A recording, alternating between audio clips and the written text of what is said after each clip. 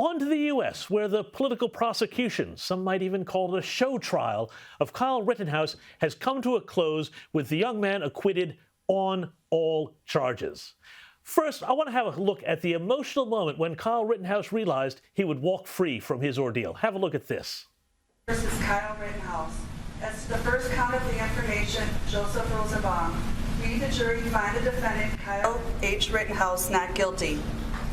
As to the second count of the information, Richard McGinnis, we, the jury, find the defendant, Kyle H. Rittenhouse, not guilty. As to the third count of the information, unknown male, we, the jury, find the defendant, Kyle H. Rittenhouse, not guilty.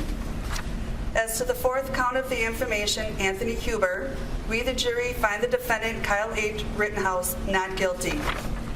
As to the fifth count of the information, Gage Grosskreutz, we, the jury, find the defendant, Kyle H. Rittenhouse, not guilty. What an amazing moment. What a fantastic result for that young man who, as you can see by the pressure that was on him, collapsed when he realized that he was a free man. It was a fantastic result, I guess, but to everyone, except for the left, who have produced some of the very worst takes possible in the wake of the verdict and revealed that from Joe Biden on down, they believe that there should be a two-tiered justice system, one that allows people with the correct, approved views and causes to run riot, burn buildings, destroy suburbs, and even kill people with impunity, but which also comes down hard on anyone who tries to stop it. Think I'm kidding? The reactions, or should I say the tantrums, of the left in the wake of the verdict said it all.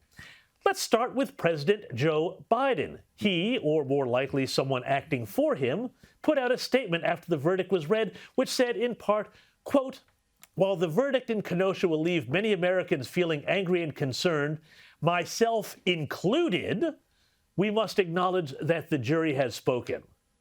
Sorry, what? Myself included? This system worked, President Biden, and that is not something that the commander-in-chief should be angry about. If he does think it worthwhile to weigh in on a local criminal trial, the least he could do is, support the very processes he took an oath to uphold. This is, of course, the same sponge-brained president who called Rittenhouse a white supremacist, even though his three assailants were also white. So maybe we can add colorblindness to his list of disabilities. Recall that last year, Joe Biden and his cities were burning all across the country thanks to Antifa, and the group I like to call Black Lives Matter but Black Businesses Don't tried to make Rittenhouse a campaign issue, again smearing him as a white supremacist. But it gets worse. Quote, "To call this a miscarriage of justice is an understatement. This verdict is disgusting and it sends a horrible message to the country." Of course, that comes from New York City Mayor Bill de Blasio, who's presided over a nearly 50% rise in homicides during 2020, the year of Black Lives Matter and defund the police. But if you really want to feel sick to the stomach, check out what New York Governor Andrew Cuomo, also on the way out like de Blasio, had to say. Quote, "Today's verdict is a stain on the soul of America." Spare me. I mean, from the files of people who should really know better but clearly don't, let's go to the American Civil Liberties Union, which once upon a time upheld the principle of innocent until proven guilty. Here's what they had to say.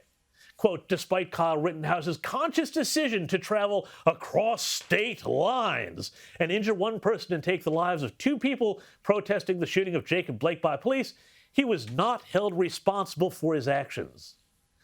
Sorry, ACLU, but what part of these Antifa thugs were trying to kill him do you not understand? Of course, where would we also be in all of this without race baiters past and present? Colin Kaepernick, oh yes, you knew he was going to be there. He took a knee for idiocy and said that the not guilty verdict, quote, "validates terroristic acts." Huh? Meanwhile, New York-based race baiter turned MSNBC contributor Al Sharpton said, quote, "This verdict was not only outrageous and dangerous, it was an obvious signal that encourages and notifies vigilantes that they can continue to use violence and assert their power, and more importantly, that they are above the criminal justice system when they do." You know what? I could go on, but the actions and behavior of the regressive, because I don't want to call them progressive left, speak for themselves. All we can say is they're not taking it very well, are they?